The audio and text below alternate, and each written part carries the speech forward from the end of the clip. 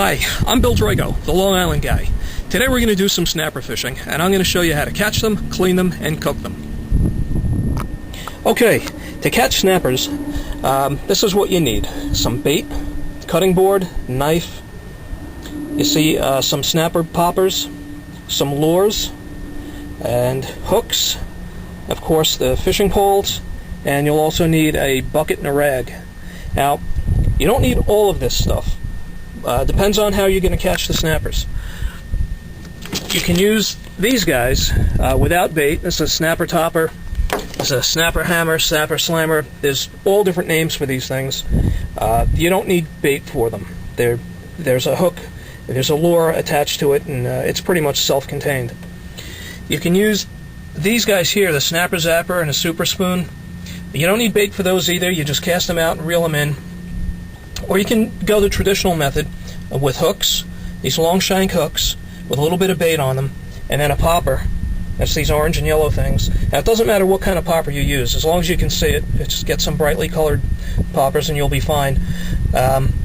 What you want to do is hook those on the line about 2 feet away from the hook. When you cast out, you'll be able to watch the popper. It'll bob on the surface of the water, and when you see it go under and then start to swim away, that's when you know you have a fish on the line. Here's a closer look at one of the pre-made snapper lures, or snapper stoppers, or snapper hammers.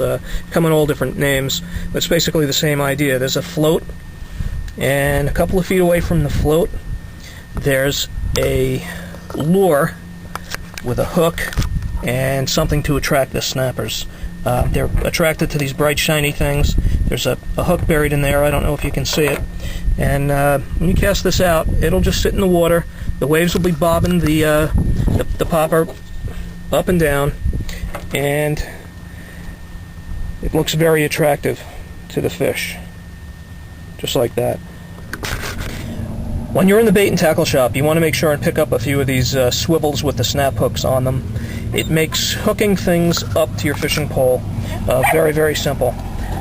Just hook your lure on like so, and snap the snap hook closed, and you're good to go. To bait the hook, just put it through the spearing's mouth, out the gill, and then hook it into the spearing's tail.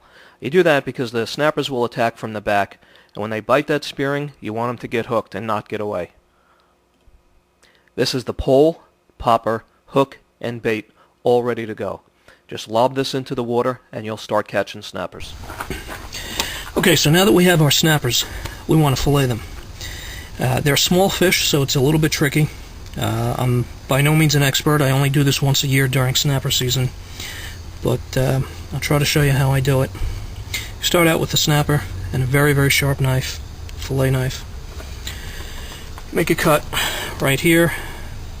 Don't want to cut all the way through the fish, just down to the ribs, down to the spine, and then you just run the knife along the spine all the way down,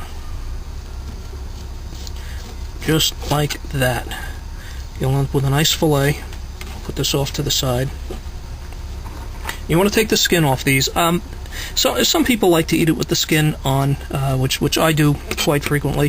If you're going to eat it with the skin on, you'll have to take the scales off, and you do that by scraping against the grain with your knife like this.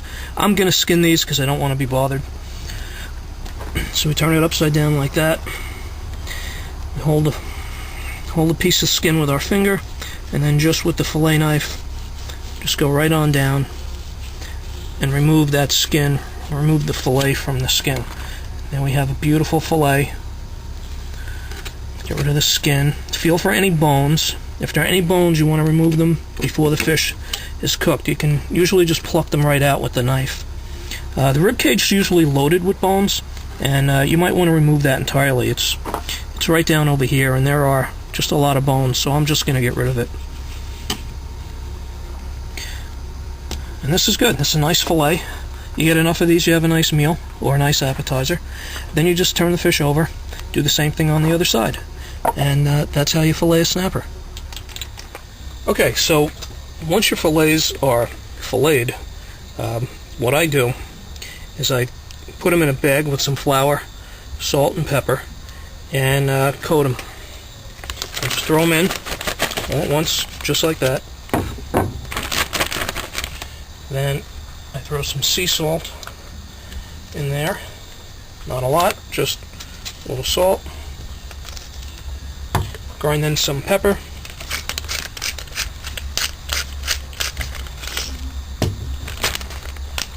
And I seal it up, and I just shake them. They just get coated real nice. And this is just one way to make them. There's a million ways to make snappers.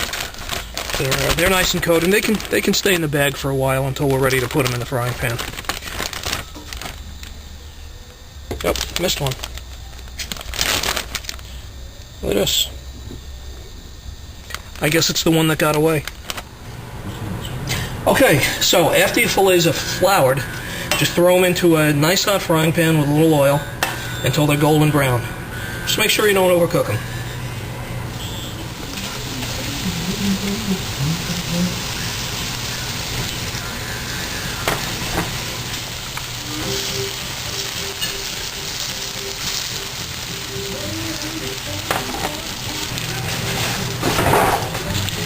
When they're done, they're golden brown just like this, and I will take them out of the frying pan and put them on a plate with some paper towels to absorb the oil.